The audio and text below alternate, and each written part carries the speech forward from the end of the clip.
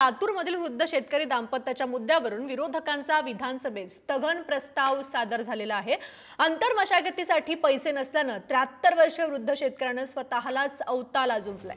राज्यातील शेतकऱ्यांच्या दयनीय अवस्थेवरून विरोधक चांगलेच आक्रमक झाल्याचं पाहायला मिळतंय। काँग्रेस नेते विजय वडेट्टीवारांनी विधानसभेत या संदर्भात स्थगन प्रस्ताव मांडलाय। विरोधकांच्या स्थगन प्रस्तावावर विधानसभेत उद्या सरकार उत्तर देणार असल्याचं समजतंय।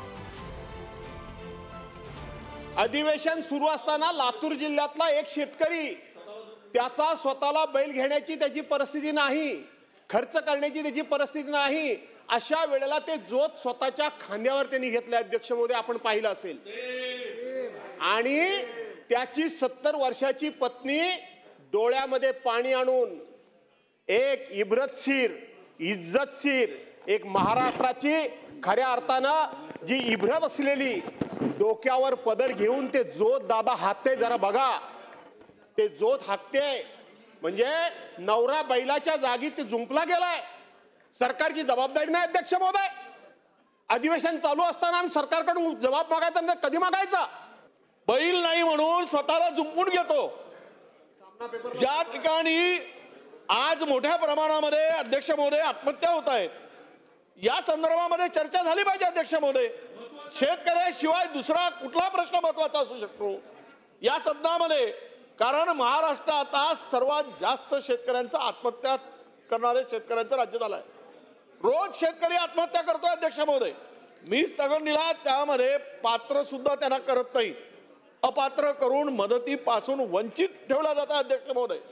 रोज आम्ही शेतकऱ्याला मदत होत नाही आणि शेतकऱ्यांना कर्जमाफी देतो म्हणून सांगून कर्जमाफी दिली जात नाही।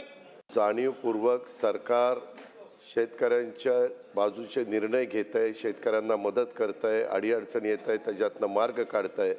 असं असताना आपण व्यवस्थितपणे सांगितलं, विरोधी पक्षाचा प्रस्ताव ते देऊ शकतात, दिवसभर चर्चा करण्याची आमची तयारी आहे आणि शेतकऱ्यांचं नाव घेऊन ह्या राजकारण करण्याचा दुर्दैवी प्रयत्न करतात। आम्ही देखील शेतकरी आहे, आम्हालाही शेतकऱ्यांच्या प्रश्नाची कणव आहे, जाणीव आहे। शिवाजी महाराजांच्या विचाराच्या महाराष्ट्रामध्ये समजा 70 वर्षाचे आमचे शेतकरी बैल नाही त्याच्याजवळ शेती करायची आहे, शेतीचा हंगाम सुरू झालेला आहे आणि आमची माय माऊली आपल्याच नवऱ्याला त्या ठिकाणी नांगराला जोतून शेती करत असेल तर हे कशाची शेतकऱ्यांची सरकार आहे? पण शेतकऱ्याला जर बैलासोबत जुंपलं असेल तर हे नक्कीच माझ्यासारख्या शेतकरी कुटुंबातून आलेल्या व्यक्तीला वेदनादायी आहे।